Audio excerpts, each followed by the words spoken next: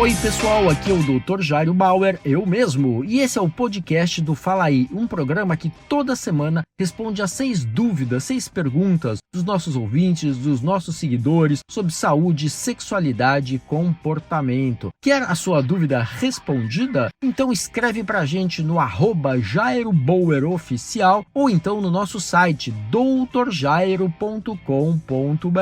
Manda sua dúvida, a gente seleciona e você pode ouvir aqui mesmo. Valeu!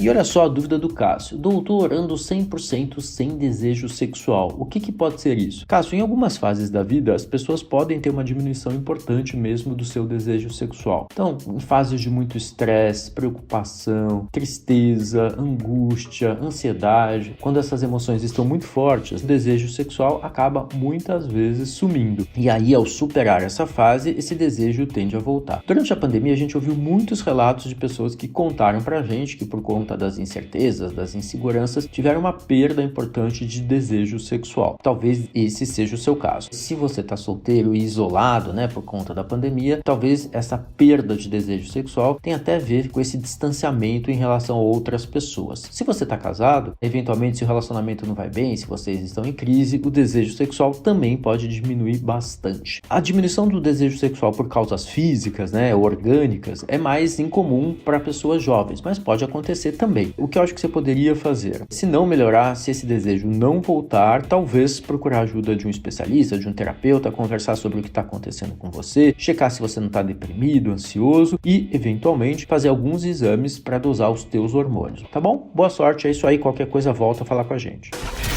E olha só a dúvida do Túlio. Doutor, não percebo, mas minha namorada diz que estou com mau hálito. Por que eu não sinto nada? Túlio, existe um fenômeno, que a gente fala que chama-se fadiga olfativa. É quando a gente se adapta a um odor sem perceber e acaba deixando de sentir esse cheiro. Então, por exemplo, quando você usa o mesmo perfume por muito tempo, você talvez tenha a sensação que ele perde o efeito. Você precisa passar mais perfume para sentir o mesmo cheiro. A mesma coisa pode acontecer com a questão do hálito. Além de que, por conta da pandemia, a gente usa máscara o tempo inteiro e muitas vezes a gente tem dificuldade também de perceber alguns cheiros. Então essas seriam as explicações do motivo de você não sentir muito esse mau hálito que a tua namorada refere. Em relação às causas do mau hálito, normalmente elas estão na boca. Erros de escovação de dente, uso de cigarro também pode provocar o mau hálito, aparelhos móveis, aparelhos fixos, fios metálicos, piercing, isso tudo também pode contribuir para o acúmulo de bactérias e provocar mau hálito. A pessoa que não consegue higienizar de forma adequada a língua, e aí forma-se aquilo que a gente chama de saburra lingual, aqueles resíduos que ficam na língua e podem provocar um mau hálito. Por isso, minha recomendação é que a primeira coisa que você deve fazer é procurar um dentista, fazer uma boa avaliação, um tratamento adequado para ver se você melhora essa questão do mau hálito que a tua namorada te contou. Tá bom? É isso aí.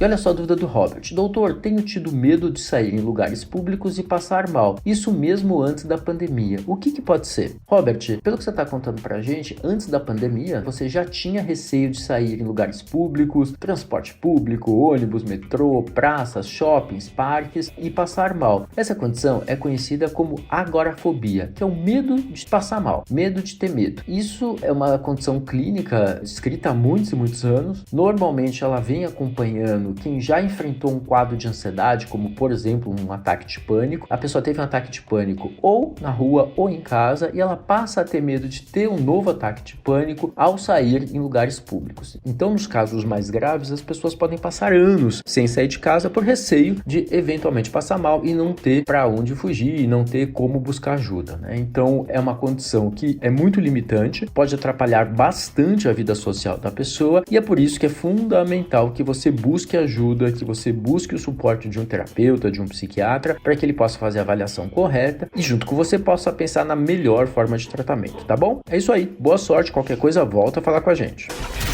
E olha só a dúvida da Flávia. Doutor, minha filha de 8 anos está com dificuldade para ler de longe. Será miopia? Ninguém na família tem. Olha só, Flávia, a miopia é realmente uma condição em que as pessoas têm uma dificuldade de enxergar com clareza objetos que estão à distância. É um erro de refração dos olhos e, normalmente, a predisposição à miopia é herdada de um dos pais ou de ambos. Mas isso não significa que você ou seu marido tenham que ter miopia para que a sua filha também enfrente essa condição. Ela pode ter miopia mesmo sem vocês terem uma miopia importante. Agora, a gente sabe que a miopia tem aumentado no mundo e principalmente porque as crianças passam muito tempo em ambiente fechado, sem atividade ao ar livre, sem ver horizonte, sem ter exposição ao sol e usando muita tela, muita tecnologia, e com isso elas passam a ter uma dificuldade temporária de enxergar a distância, que pode se tornar permanente se ela não conseguir alternar esse uso de telas com as atividades ao ar livre. Então é uma condição mais comum nos dias de hoje, pode ter uma herança genética sim, e se a sua filha está tendo essa dificuldade, é muito importante que você leve no oftalmologista para que ele faça o exame correto e eventualmente ela possa usar lentes corretivas, tá bom? É isso aí, boa sorte!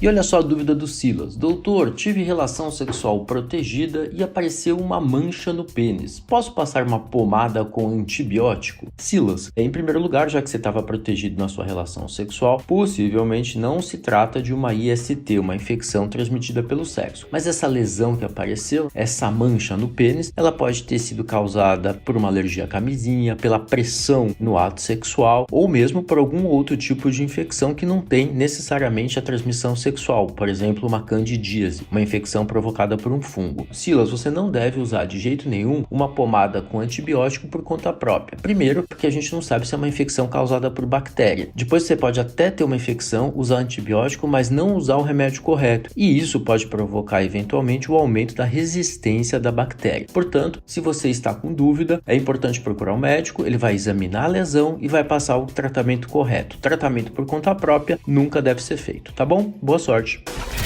E olha só a dúvida do Marco. Doutor, não me sinto muito confortável em fazer sexo só por desejo, mas eu tenho vergonha de discutir isso numa terapia. O que eu faço? Marco, acho que a primeira questão que você tem que ver é essa vergonha de buscar ajuda de uma terapia, né? É importante ter uma pessoa neutra, uma pessoa que possa olhar de fora a sua questão e entender, eventualmente, uma dificuldade que você tenha. Agora, buscar sexo não só por desejo, mas eventualmente porque você está procurando afeto, relacionamento, envolvimento emocional, em si não é um problema. Eu acho que muita gente funciona desse jeito, sente muito mais desejo ou só sente desejo no sexo quando ele está atrelado à emoção, envolvimento emocional e por aí vai. Embora eu imagino que a maior parte dos seus amigos e amigas consiga fazer sexo só por desejo, essa é uma característica tua. Eventualmente você pode até conseguir, mas se você curte tudo junto, emoção, desejo, afeto, então por que não buscar uma parceria que tem os mesmos interesses que você, tá bom? Então acho que tem duas questões. Primeiro, não vejo que você necessariamente tem um problema. Segundo, para discutir melhor essas questões é importante vencer essas inibições, essa vergonha e procurar uma terapia, tá bom? É isso aí, boa sorte! Tá com alguma dúvida? Então escreve pro nosso Instagram, @JairoBauerOficial, ou ainda pro nosso site, doutorjairo.com.br. É isso aí! Você ouviu Fala Aí, com o Dr. Jairo Bauer.